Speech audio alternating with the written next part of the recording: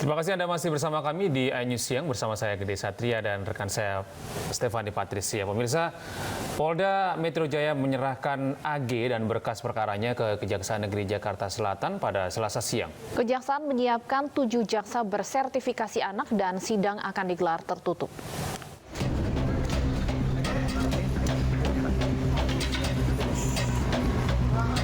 Setelah berkas perkara lengkap atau P21, Polda Metro Jaya menyerahkan remaja yang berkonflik dengan hukum AG ke Kejaksaan Negeri Jakarta Selatan Selasa siang. Selain melimpahkan AG, penyidik juga melimpahkan berkas perkara kasus penganiayaan David Ozora. Dengan pelimpahan ini, AG resmi menjadi tahanan kejaksaan dan akan segera melimpahkan perkara yang menjerat AG ke Pengadilan Negeri Jakarta Selatan. Anak berkonflik dengan hukum, yaitu AG, itu sudah dinyatakan lengkap oleh JPU berkasnya, dan hari ini dilaksanakan penyerahan yang bersangkutan bersama barang buktinya kepada JPU. Mulai hari ini kami menerima yang bersangkutan sebagai anak yang berkonflik dengan hukum, dan kami mempersiapkan atau menyempurnakan surat dakwaan, dan tidak lama lagi kami akan melimpahkan ke perkara ini ke Pengadilan Negeri Jakarta Selatan.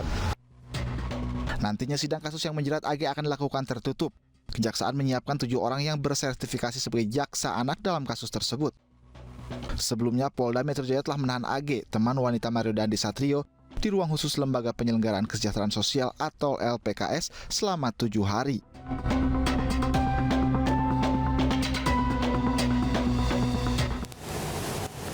Buntut dari pamer harta kekayaan di media sosial, Kepala BPN Jakarta Timur Sudarman Harja Saputra dan istrinya Rabu kemarin diperiksa KPK.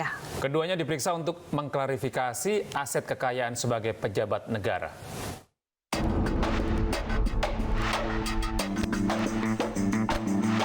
Usai jalani pemeriksaan selama 10 jam, Kepala BPN Jakarta Timur Sudarman bersama istrinya keluar dari gedung KPK.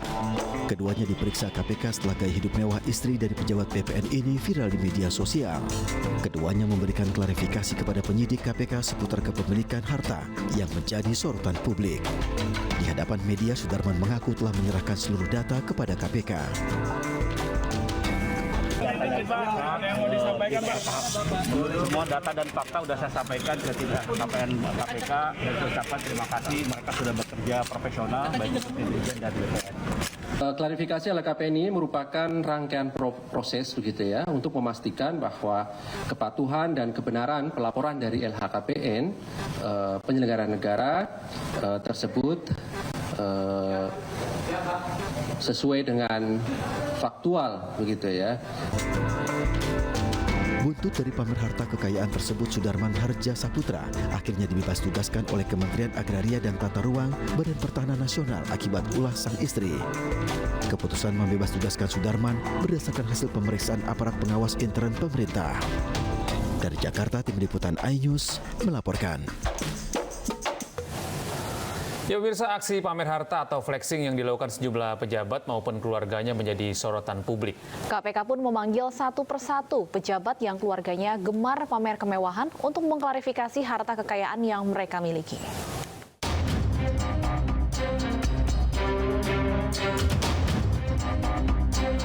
Pamer harta atau flexing yang dilakukan sejumlah pejabat maupun keluarganya menjadi sorotan di media sosial.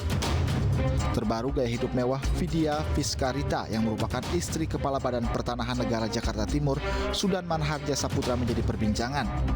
Warganet membongkar pamer kemewahan dilakukan Vidya mulai dari pelesiran ke luar negeri hingga koleksi tas mewah yang dimiliki. Esa Rahman Syah Abdar, istri pejabat Kemensetnek yang gemar flexing atau memamerkan harta kekayaan di media sosial, juga tak luput dari perhatian warganet. Esa sendiri adalah Kepala Subbagian Administrasi Kendaraan Biro Umum di Kementerian Sekretariat Negara. Gaji ASN bergolongan 3C ini hanya berkisar antara 2 hingga 4 juta rupiah. Kemensetnek pun melalui siaran pers menyampaikan permohonan maaf atas kegaduhan yang ditimbulkan. Tidak hanya pejabat Kemensetnek, istri Brigjen Endar Priantoro, Direktur Penyelidikan Komisi Pemberantasan Korupsi yang giat melakukan pemeriksaan, justru terpantau gemar memamerkan gaya hidup mewah. Melalui video yang dibagikan di TikTok, terungkap kekayaan yang dimiliki salah satu pejabat lembaga rasuah tersebut. Hingga kini, Dewan Pengawas KPK dan pihak kepolisian masih mengklarifikasi LHKPN milik Endar. Aksi pamer harta kekayaan juga dilakukan oleh istri Sekretaris Daerah Provinsi Riau, SF Haryanto. Dalam foto-foto yang beredar di media sosial terungkap kekayaan milik keluarga ini, bahkan dari foto tersebut Haryanto sekeluarga terpantau sering berlibur ke luar negeri. Namun Sekda dan keluarga membantah memiliki hidup mewah, bahkan ia mengaku barang-barang dipamerkan adalah palsu. Aksi pamer kekayaan juga dilakukan oleh anak Kepala Bea Cukai Makassar, Andi Pramono. Anak Andi kedapatan belanja pakaian yang mencapai puluhan juta rupiah dan ditunjukkan di media sosial. Kementerian Keuangan dan KPK akhirnya memanggil Andi untuk diperiksa terkait pemilikan harta tak wajar yang mencapai 13 miliar rupiah. Pemerintah pun telah mengingatkan pejabat negara untuk tidak pamer harta kekayaan. Hal ini untuk mencegah timbulnya keresahan di masyarakat. Pasalnya, gaji pejabat berasal dari pajak yang dibayarkan masyarakat. Tim Liputan iNews melaporkan. Media sosial dihebohkan dengan curahan hati Fatimah Zahra Tunisa, seorang warga negara Indonesia yang menjuarai lomba menyanyi di Jepang. Ya, pasalnya piala lomba tersebut justru dipajaki bea cukai saat tiba di Indonesia.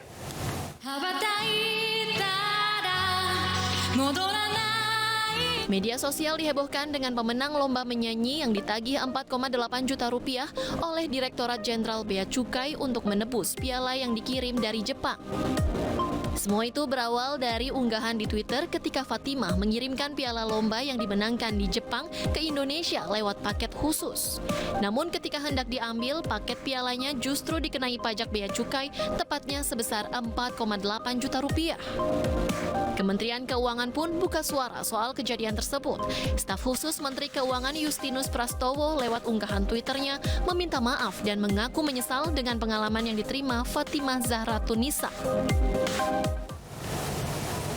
Tak hanya Fatimah, pengalaman tidak menyenangkan dengan petugas bea cukai juga pernah dialami Alisa Wahid, putri sulung Presiden keempat Indonesia Gus Dur. Ya, Kopra Alisa ini diaduk-aduk oleh petugas bea cukai di bandara dan juga ditanya berbagai hal. Alisa Wahid menceritakan pengalaman saat berhadapan dengan petugas bea cukai sepulang dari konferensi di Taiwan sekitar tahun 2019 hingga 2020. Menurut Alisa, dia bahkan ditanya bekerja sebagai apa dan diminta membuka kopernya di ruang pemeriksaan. Setelah petugas bea cukai melontarkan berbagai pertanyaan, koper yang digeledah petugas pun harus dibereskan Alisa sendiri. Alisa Wahid adalah satu dari banyaknya warga yang menceritakan di media sosial soal pengalaman tidak menyenangkan saat diperiksa oleh petugas bea cukai bandara di Indonesia.